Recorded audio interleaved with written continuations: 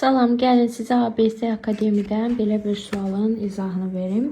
Deməli, sualımızda deyir ki, çox hüceyrəli bir canlının əmələ gətirdiyi qametlər aşağıdakı kimidir. Qametlər görürsünüz.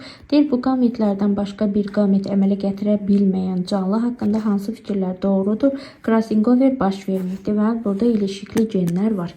Deməli, biz ilk öncə burada nəyə diqqət edirik? Fikir verirsinizsə, A ilə böyük B yan-yanadır. AB böyük yan-yanadır.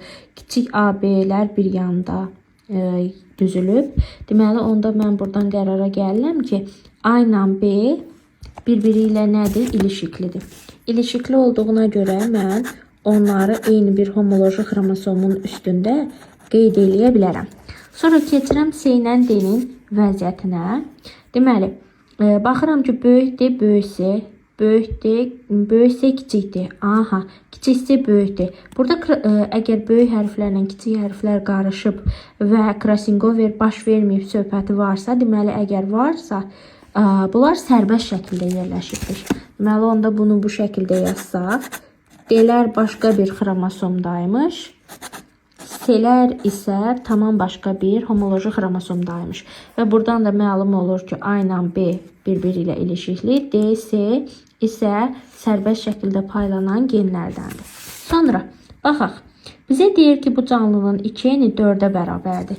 Gəlin, baxaq görək bu canlıda neçə dənə xromosom var? 1 xromosom, 2 xromosom, 3 xromosom, 4 xromosom, 5 və 6 xromosom. Deməli, bu canlının diploidi 6-ya bərabər imiş. Və deməli, birinci ifadə səhvdir. Deyir, böyük A və böyük B genləri ilişiklidir. Bəli, bayaqlar biz bunu təsdiqlədik. Bütün genlər fərqli xromosomdadır. Təəssüf ki, xeyr, A və B genləri ilişikli olduğuna görə eyni xromosomdadır. Sonra, C və böyük D genləri ilişiklidir. Xeyr, böyük C və böyük D fərqli xromosomlardadır. İlişikli deyil. Burada doğru olan yalnız 2-dir, o da Y variantı.